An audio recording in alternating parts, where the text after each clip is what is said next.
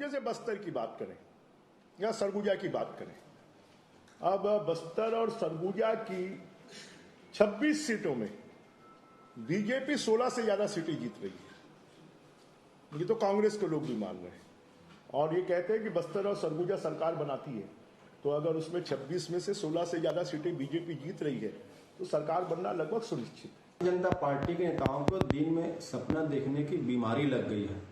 भाजपा नेताओं को याद करना चाहिए 2018 का वो दिन जब मतदान समाप्त हुआ, किसान कांग्रेस के घोषणा पत्र पर भरोसा करने के बाद धान बेचने नहीं गए थे। भाजपा नेता पर ना तो किसान ने भरोसा किया, ना माता बहनों ने भरोसा किया, ना युवाओं ने भरोसा किया और भाजपा कार्यकर्ता और नेता ही मोदी की गारंटी को कूड़ेदान में फेंक दिए थे।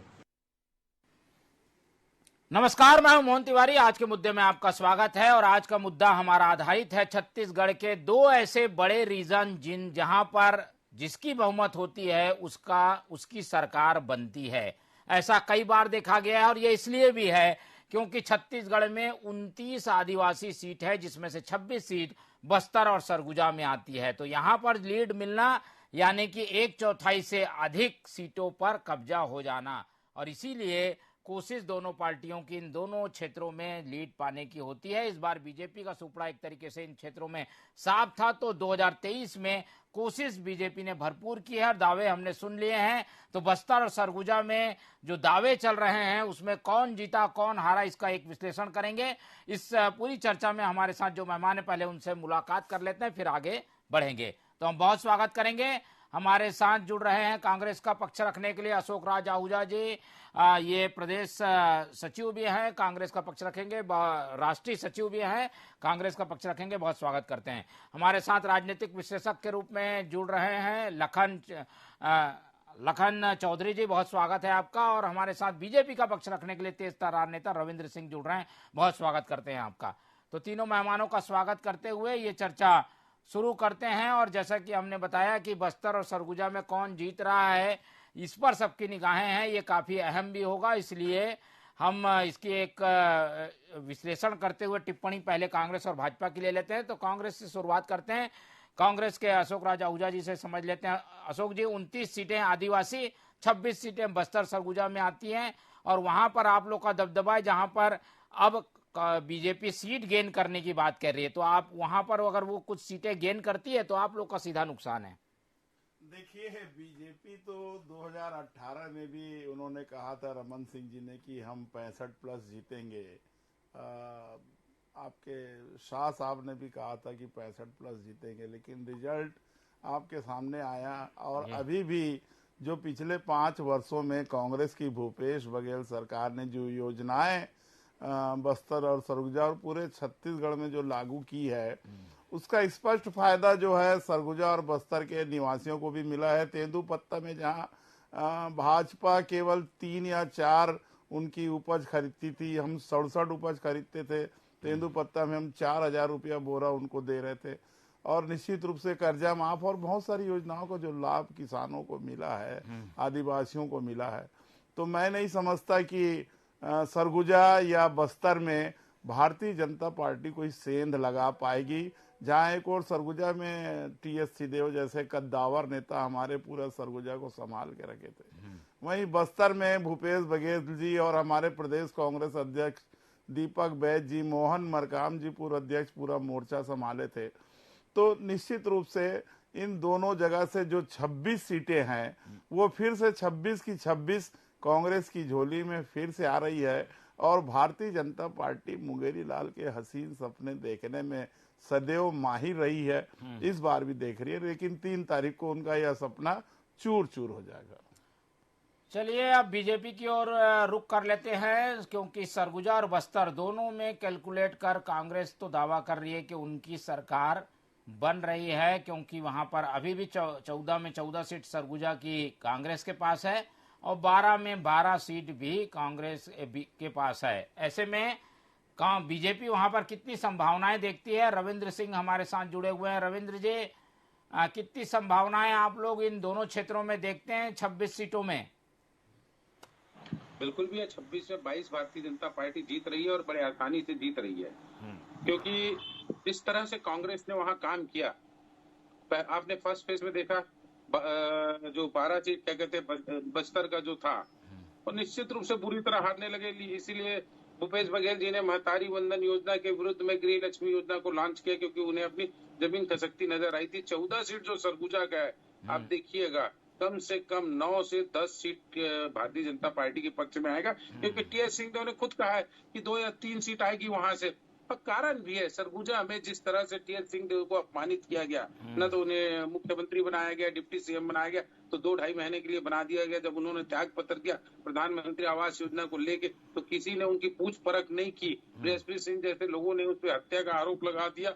और क्या कहते हैं, जब मोदी जी की भी तारीफ कर दी टीएस सिंहदेव जी ने, तो दबाव कांग्रेस ने इतना ज्यादा दबाया डाला उन पर कि उन्होंने माफी तक मांगा है। तो सरगुजा की जनता ने भूला नहीं है इन सब चीजों को, जो टीएस सिंहदेव जी का अपमान हुआ और जिस उम्मीदों से उन्हें छत्तीसगढ़ में मतलब इतना शानदार सीट दिया गया था, और 14 का 14 सीट जो है ना इस बार खसकेगा। 3-4 सीट कांग्रेस उधर से जीत रही है, मैंने टीएस सिंहदेव जी खुद बोल रहे हैं। इसलिए जो 24 सीट है बस्तर में और सरगुजा में, भारतीय जनता पार्टी 16 से 18 सीट निश्चित रूप से जीतने वाली है, और हमारी बहुत अच्छी सरकार बनने वाली है। क्योंकि कांग्रेस ने, जैसे हमने आदिवासियों को छला, कांग्रेस ने, हमने वही राष्ट्रपति द्रौपदी मुर्मू को राष्ट्रपति बना के आदिवासी का सम्मान किया, अनुसुईया उइके को राज्यपाल बनाया, इन्होंने अनुसुईया उइके पर भी हमला बोला। इसके अलावा भी जो कांग्रेस ने जैसे आरक्षण का एक किया, 32% जो हमने 2012 में आदिवासियों को दिया था, 1% नहीं बढ़ाया, जबकि इन्होंने 78% किया।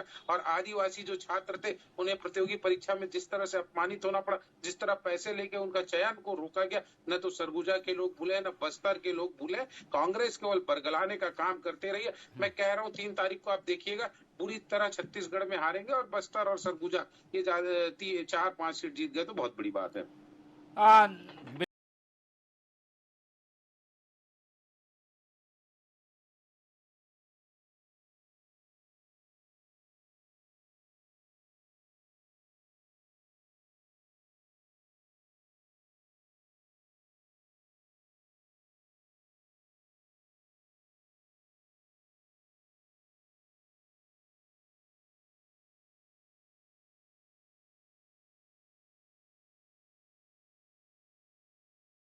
बिल्कुल। तो ये तो जब हो रहा है तो ये कह रहे हैं कि बस्तर सरगुजा में हमको सीट मिली है, हमको सीट मिली है। क्या लग रहा है, बस्तर सरगुजा किधर गया होगा? क्या उनके मन की चाहत रही होगी? उन पर बेस चुनाव नहीं हुआ इस बार, लेकिन अभी भी वो अहम रोल कर रहे हैं सरकार बनाने में। जी निश्चित रूप से देखिए मोहन जी की बस्तर सरगुजा की बात हो या पूरे छत्तीसगढ़ की भी यदि अपन बात करते हैं, तो इस बार के जो चुनाव के परिणाम होंगे वो निश्चित रूप से चौंकाने वाले होंगे। ऐसे जो है बातें छन कर सामने आ रही है, और किसी भी तरह के अनुमान या पूर्वानुमान जो है वो अभी लगाने में सारे जो जानकार हैं उनको दिक्कत हो रही है। क्योंकि देखिए इस बार का जो चुनाव है वो बहुत ही कांटे का टक्कर रहा है। चुनाव में घमासान हुआ है, और एक तरफ जब देखते हैं कि भूपेश बघेल सरकार या भूपेश बघेल के कामकाज की बात होती थी, तो दूसरी तरफ मोदी जी का जो भरोसा था, मोदी जी की जो लोकप्रियता है, और खास करके महिलाओं में मोदी जी की जो लोकप्रियता थी, उसका असर भी इस बार देखने को मिल रहा है। वैसे भी छत्तीसगढ़ में भले ही 1 लाख ही सही महिला वोटर ज्यादा हैं, और ये देखा जाता है अमूमन की महिलाएं जो है वोट देने के लिए वो पूरी की पूरी घर से निकलती हैं, और उनका वोट कभी जाया नहीं होता, खराब नहीं जाता। तो ये बहुत सारे दिलचस्प इस बार मुद्दे हैं, आंकड़े हैं, और जैसा कि सभी जान रहे हैं कि भाजपा के लिए खोने का कुछ नहीं है, केवल पाने का है।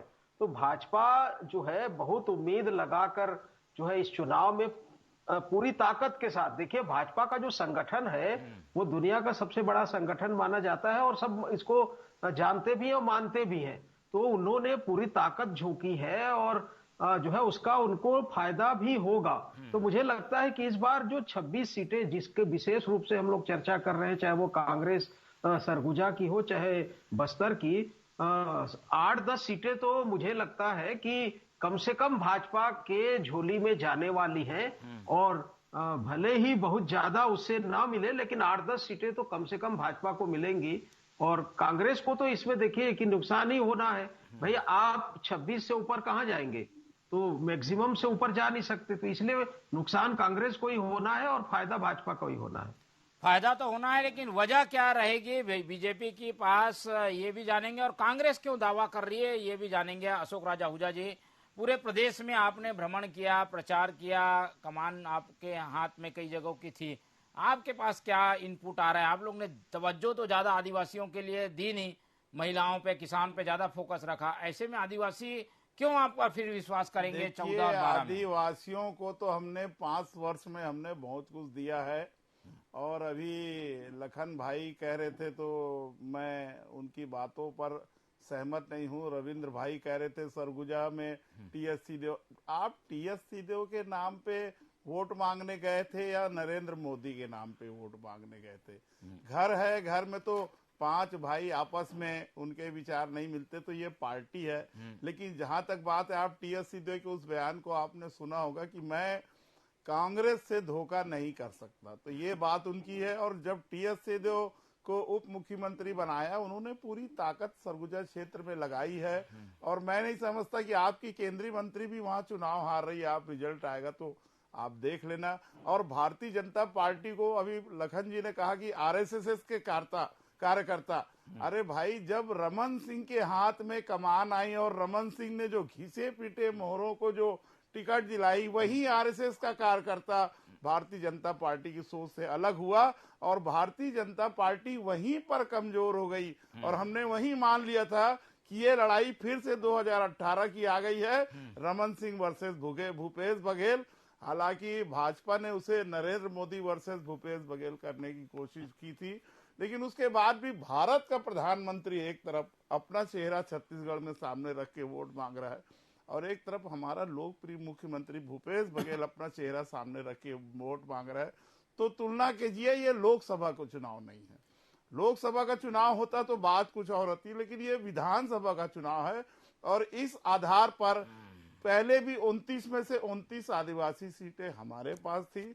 और अभी भी मैं आपको कहना चाहता हूं कि इन 26 सीटों में कोई कुछ भी कहे, मैं इस बात को मानने तैयार नहीं हूं। मैं स्वयं जमीन पर मौजूद था, मैंने लोगों के बीच में जाके काम किया। एक भी सीट भारतीय जनता पार्टी को आदिवासी क्षेत्रों में मिलना मुश्किल है। चलिए, एक भी सीट नहीं मिलेगी, ये तो कोई गैप नहीं छोड़ना चाहते, एक भी सीट देने के लिए तैयार नहीं है। लेकिन इन्होंने जो बड़ी बात कही है वो मैं रविंद्र जी से पूछ लेता हूं। रविंद्र जी, आप लोगों के बारे में ये कहा जा रहा है कि बीजेपी को नुकसान तब हुआ जब फिर से रमन सिंह आगे आ गए, उनकी पूरी टीम आ गई, पुराने लोगों को टिकट दे दी गई।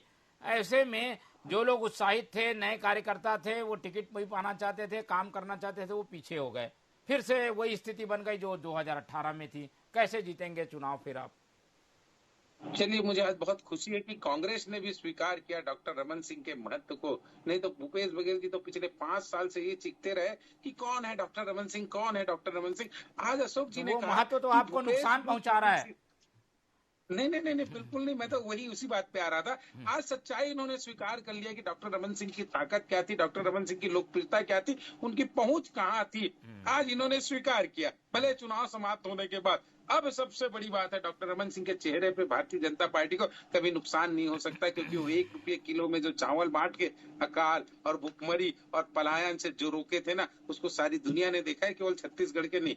वो चावल वाले बाबा थे, उनकी लोकप्रियता थी, दारू वाले कक्का थे, इनकी कोई वो नहीं है। लोकप्रियता है तो अलोकप्रिय लोग है। अब सबसे बड़ी बात, टीएस सिंहदेव जी के लिए बोले, क्या कहते हो, कांग्रेस से कभी गद्दारी ना करे, मत करे, हमको भी कोई दिक्कत नहीं है, भी आप रखे रहे उनका। मैंने तो कहा, जो आपने उसको अपमानित किया कांग्रेस में, उसको जनता भूली नहीं है। सरगुजा के महाराजा का अपमान किया ना, तो वहां की प्रजा इस बार कांग्रेस के वो लेगी बदला। तीसरी बात आपने कहा कि घिसे पीटे मोहरे को ही उतार दिए। यही घिसे पीटे मोहरे जो आप बोल रहे हैं ना, 15 साल इस छत्तीसगढ़ का प्रतिनिधित्व किए, उन्होंने ही नेतृत्व किया। 5 साल आपकी सरकार रही, एक बार आए और आप उन लोगों को जिन्होंने नेतृत्व किया उनको घिसे पीटे बोल रहे हैं ना, तो 3 तारीख को दिख जाएगा आहूजा जी। आप निश्चिंत रहे, घिसे पीटे कौन है। पाटन से भूपेश बघेल जी चुनाव हार रहे हैं, पहले वो सीट तो आप संभाल लीजिए, फिर कौन घिसा है कौन पीटा है वो उस दिन निश्चित रूप से तय हो जाएगा। फिर भी मैं कह रहा हूँ, आप देख लीजिएगा छत्तीसगढ़ में सरगुजा और बस्तर में बहुत शानदार विजय होने वाली है। मैं बोल रहा हूँ ना, भूपेश बघेल को एक बार वैसे भी अब वो राजनीतिक शब्दों में बोलेंगे, विजय बघेल पीट चुके हैं, राजनीति का अखाड़े में पीट चुके हैं भूपेश बघेल को। आप निश्चिंत रहे, इस बार भी वो हारने वाले, वैसे ही हारेंगे। देखिए शराब का राजस्व हो गया था।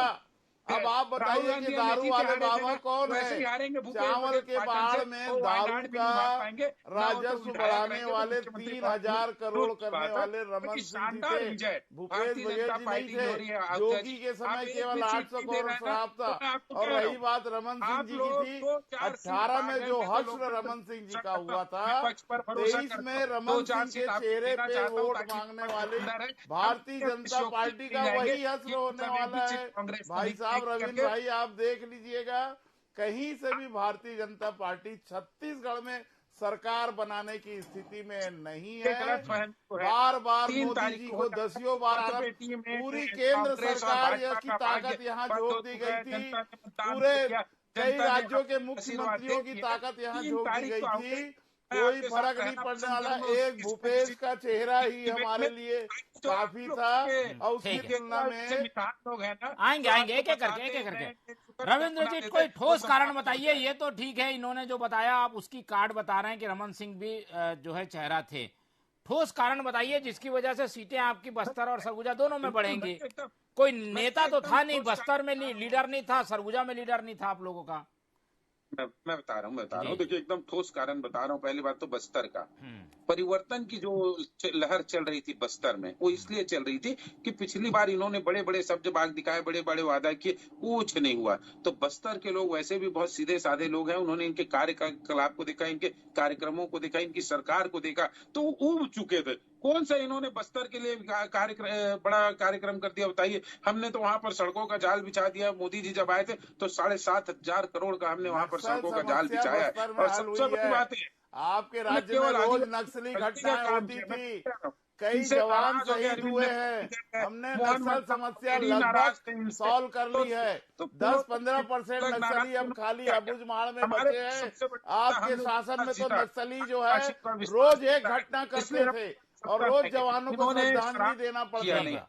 चलिए जल्दी बात करिए। बोनस दिया नहीं, बेरोजगारी भत्ता दिया। इनके कार्यकाल जो ही था ना, वही तो असफलता थी इनकी। इन्होंने बेरोजगारी भत्ता देंगे बोले, 2 महीना का देके बेरोजगारों को लॉलीपॉप दे दिया, तो वो भूले नहीं है। महिलाओं का जो अपमान हुआ, जिस तरह कानून व्यवस्था बिगड़ी, लगातार नक्सलवाद की घटना ना बस्तर में बढ़ते रही। और इस बार सबसे बुरी बात क्या रही, बस्तर के आदिवासी जनता को मारा गया, उनको अपहरण किया गया नक्सलियों के द्वारा। सबसे बड़ी बात ये थी कि आम जनता वहां मारी गई। और कांग्रेस ना जो झीरम घाटी का सच था उसको उजागर नहीं कर सके, न्याय नहीं दिला सकी। तो ये सब कहाँ जाएगा? आप बताइए क्या कहते हैं? पूरी तरह कांग्रेस आदिवासी क्षेत्रों में असफल रही है। और जो शहरी क्षेत्र था वहां सट्टा खिलाने में लगे रहे भूपेश बघेल जी। बाटी भौरा दुनिया को खिलाए और अपना सट्टा पीछे से खिलाते रहे। तो कौन भूलेगा? वाला पकड़ाया वो तो भूपेश बघेल का नाम ही नहीं ले रहा है। आप जबरदस्ती ईडी का, सीबीआई का डर दिखा के उसको जेल में ठूसे हुए हो। 27 सीट आप लोग सिमट गए, तो भी आप लोग की बहुत बड़ी उपलब्धि है। 27 सीट आपकी नहीं आ रही है।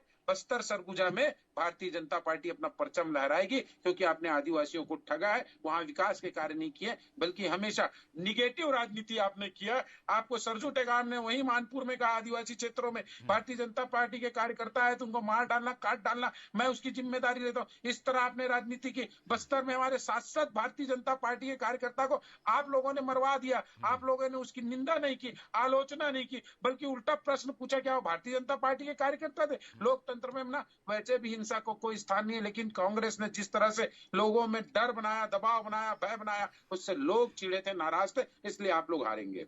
चलिए, ये तो अपना अपना आकलन है और बीजेपी इस बात को लेकर भरोसे में है कि जो सरकार की नाराजगी है उसका फायदा मिलेगा। लखन चौधरी जी के पास चलते हैं। लखन जी, हम बस्तर सरगुजा से थोड़ा आगे बढ़ के 29 सीटों की बात करते हैं। 29 सीटों में 27 जो है वो बीजेपी के पास नहीं है, कांग्रेस के पास है। ऐसे में क्या इन सीटों को बचा पाने में कांग्रेस कामयाब रहेगी? क्योंकि उन्हें अपनी ही सीटें बचाना है। बाकी 3 सीटें जो है वो एक जनता कांग्रेस के पास थी, 2 बीजेपी के पास थी। क्या लगता है इस बार ये सीटें बढ़ेंगी या कांग्रेस अपना किला बचाने में कामयाब रहेगी? मोहन भाई देखिए, मुश्किल है। 27 जो सीटें पिछले बार कांग्रेस के खाते में थी, देखिए निश्चित रूप से उसमें बढ़ोतरी होने वाली नहीं है और कमी ही होगी। देखिए, मैं पहले भी कह चुका हूं कि कांग्रेस जो है, पिछले बार का जो 2018 का चुनाव था वो अलग था भाई। भाजपा के 15 साल का जो शासन था उसकी एंटी इनकम्बेंसी थी और जन विरोधी लहरें थी, और यही वजह थी कि उस बार प्रचंड बहुमत कांग्रेस को मिला था। इस बार उस तरह की स्थितियां नहीं है, और इसलिए इस बार के बारे में अनुमान जो है लगाना ही अपने आप में बहुत कठिन काम है, और पूर्वानुमान तो बिल्कुल भी लगाया नहीं जा सकता। लेकिन यह है कि कांग्रेस की सीटें निश्चित तौर पर कम होगी और भाजपा की सीटें बढ़ेंगी। देखिए, जो घोषणा पत्र होता है वो इस बार महत्वपूर्ण, आपने भी जैसे कहा कि आदिवासियों को लेकर घोषणा पत्र में कोई खास बहुत बातें नहीं थी। सारी जो घोषणा पत्र में चीजें थी किसानों और महिलाओं तक जो है एक तरह से कहा जाए कि ज्यादा फोकस्ड थी। तो इसलिए मुझे लगता है कि जो सीटें आएंगी, और घोषणा पत्र में मुकाबला 18-20 का था, तो इसलिए जो सीटें आएंगी वो 40-60 के अनुपात में सीटें आने वाली है। इसलिए बहुत ज्यादा ओवर कॉन्फिडेंस में कांग्रेस को भी नहीं रहना चाहिए और बहुत ज्यादा ओवर कॉन्फिडेंस में भाजपा को भी नहीं रहना चाहिए। देखिए, दोनों अभी ओवर कॉन्फिडेंस में चल रहे हैं कि वो भाजपा को लग रहा है कि हमारी सरकार बन रही है और कांग्रेस लग रहा है कि हम 75 पार जा रहे हैं। तो देखिए, दोनों का जो ओवर कॉन्फिडेंस है वो 3 तारीख को साफ हो जाएगा, और जो मुकाबला है वो 40-60 का मुकाबला है। तो इस बार निश्चित रूप से जो दिलचस्प आंकड़े आने वाले हैं, और सत्ता में जो है किसकी जो है जनता किसको सत्ता की चाबी सौंपती है ये तो देखना होगा। लेकिन कयासों का, अफवाहों का दौर जो है इस तरह चलता रहेगा। सच्चाई सामने 3 तारीख को आएगी। लेकिन बहस इसलिए भी है क्योंकि इन दोनों सीटों को, इन दोनों क्षेत्रों के सीटों को अपने पाले में दोनों ही पार्टियां बता रही हैं।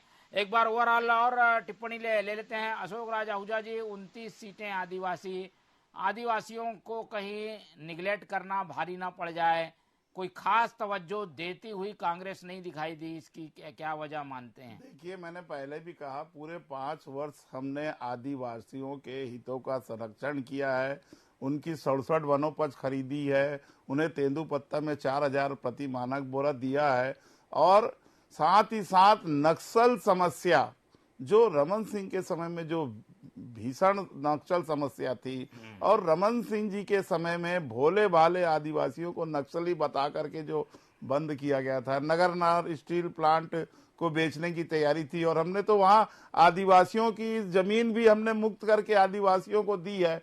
मुझे ये बताइए कि हम इस आधार पे दावा कर रहे हैं, भारतीय जनता पार्टी के प्रवक्ता भाई यहाँ दावा कर रहे हैं। मैं पूछता हूँ, आदिवासियों के लिए उनके घोषणा पत्र में कौन सी योजना थी?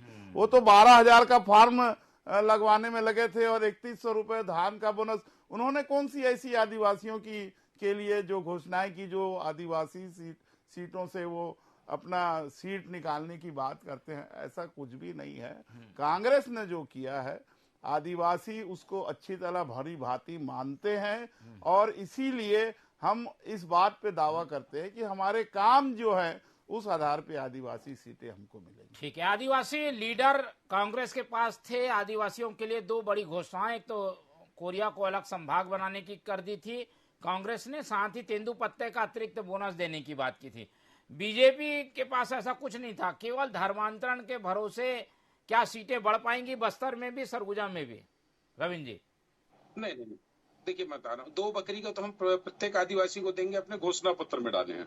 दूसरी बात है, क्या करते, 2 बकरी हम देंगे प्रत्येक आदिवासी को, पता ही नहीं लोगों को। दूसरी बात है, आपने तो पहले जूता चप्पल भी दिया था, हमने कहा कोई पहन नहीं रहा, मोबाइल भी दिया था। तीसरी बात, ये फर्स्ट फेज में ना बस्तर में क्यों पीट रहे हैं बता रहा हूँ, क्योंकि हमने कहा था 1000 रुपया देंगे, किसमें महतारी वंदन योजना में, तब तक तो इनका 1250 आया नहीं था, साइलेंट में दबा हुआ था, 4 फीट 10 फीट अंदर। जब देखे अरे बाप रे, महतारी वंदन योजना का मतलब भारी असर हो रहा है बस्तर से लेके हर तरफ, तो इन्होंने ना सेकंड फेज में, अरे भाई केजरीवाल जी ने भी 10 गारंटी दी थी। क्या आप केजरीवाल की सभा में भी लाल बाग मैदान में लाखों की भीड़ थी, तो क्या केजरीवाल भी दावा करेंगे कि उनको भी सीटें मिल रही है? ये सब फालतू बातें हैं रविंद्र जी। घोषणा कर रहे हैं, मतदाताओं को प्रलोभित कर रहे हैं कि मैं कोरिया को और अंबिकापुर को, रायगढ़ को संभाग बना दूंगा। अरे हिम्मत था, दिलेरी से करना था, हमारा मैनिफेस्टो तो पहले आया, हम आपका तो बाद में आया, कर देना था उसी समय 1200 रुपए, उसी समय कोरिया और रायगढ़ को संभाग बनाने की घोषणा कर देना था। डर और भय था और सत्ता बचाने की जो ललक थी ना, इसलिए आप लोगों ने किया। हमने बस्तर के लिए अलग घोषणा पत्र जारी किया भाई, और सरगुजा के लिए अलग घोषणा पत्र जारी किया, हमने कंपाइल भी नहीं किया। तो इसका असर पड़ेगा, इनको डर और भय तो है, तभी तो बार बार कह रहे हैं। तीसरी बात मैं कह रहा हूं, आपने देखा होगा बस्तर के कई कलेक्ट्रेट को ना आदिवासियों ने घेराव किया था, हमने उस वीडियो को देखा है। कारण कि इनके प्रशासन के विरोध में आज तक बस्तर में ऐसा हुआ नहीं था। और एक कलेक्ट्रेट को नहीं ना, 3 कलेक्ट्रेट को घेरा गया था आदिवासियों के द्वारा। भूलिएगा मत, ये आपके प्रति आक्रोश है, आपकी सरकार के प्रति आक्रोश है। मैं तो कह रहा हूँ, बस्तर में आप 2 सीट ले गए, बहुत बड़ी बात। सरगुजा में 3 सीट ले गए, बहुत बड़ी बात है। 5 सीट तो हम विपक्ष के नाते आपको देना भी चाहेंगे, ताकि हमारा लोकतंत्र सशक्त रहे। 5 सीट तो आपको दे दिया इन्होंने। 3 तारीख आने वाली, रविंद्र जी 3 तारीख को देख लेंगे।